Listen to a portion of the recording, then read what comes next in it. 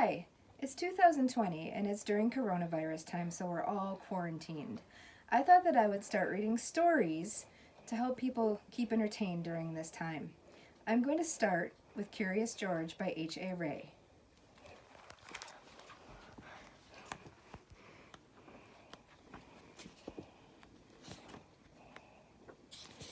This is George.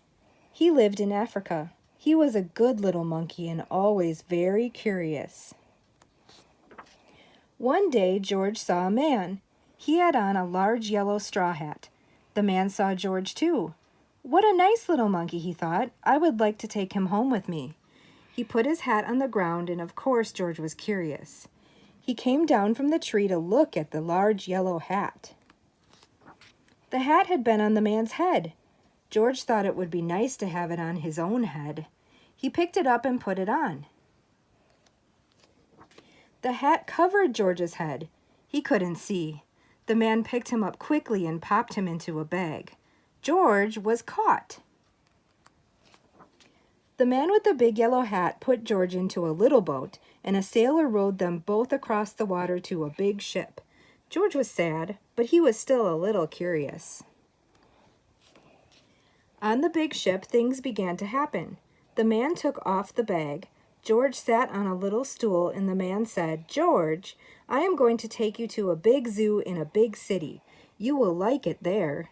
Now run along and play, but don't get into trouble." George promised to be good, but it is easy for little monkeys to forget. On the deck, he found some seagulls. He wondered how they could fly. He was very curious. Finally, he had to try.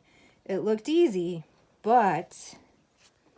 oh, what happened? First this, and then this. Where is George?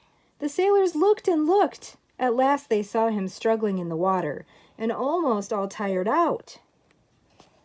"Man overboard!" the sailors cried as they threw him a life belt.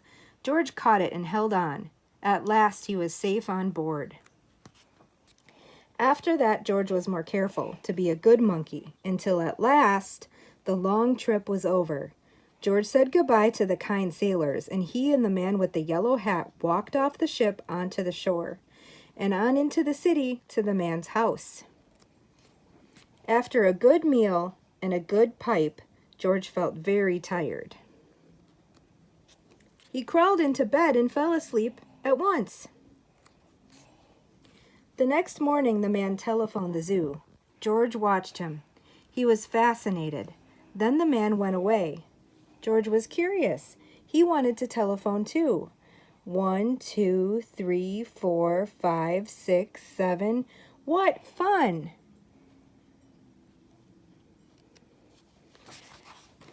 Ding-a-ling-a-ling! George had telephoned the fire station. The firemen rushed to the telephone. "Hello? Hello?" they said, but there was no answer. Then they looked for the signal on the big map that showed where the telephone call had come from. They didn't know it was George. They thought it was a real fire. "Hurry, hurry, hurry!" The firemen jumped onto the fire engines and onto the hook and ladders. Ding dong, ding dong, everyone out of the way. Hurry, hurry, hurry. The firemen rushed into the house. They opened the door. No fire! Only a naughty little monkey. "Oh, catch him, they cried. George tried to run away. He almost did, but he got caught in the telephone wire and... a thin fireman caught one arm and a fat fireman caught the other. "You fooled the fire department," they said. "We will have to shut you up where you can't do any more harm." They took him away and shut him in a prison. George wanted to get out. He climbed up to the window to try the bars. Just then the watchman came in. He got on the wooden bed to catch George, but he was too big and heavy. The bed tipped up, the watchman fell over, and quick as lightning, George ran out through the open door.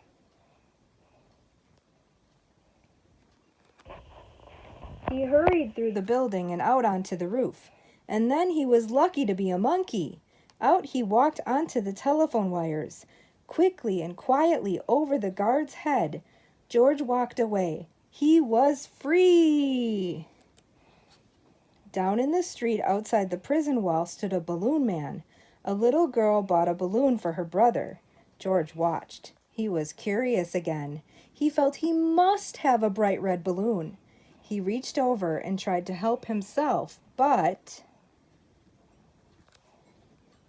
instead of one balloon, the whole bunch broke loose.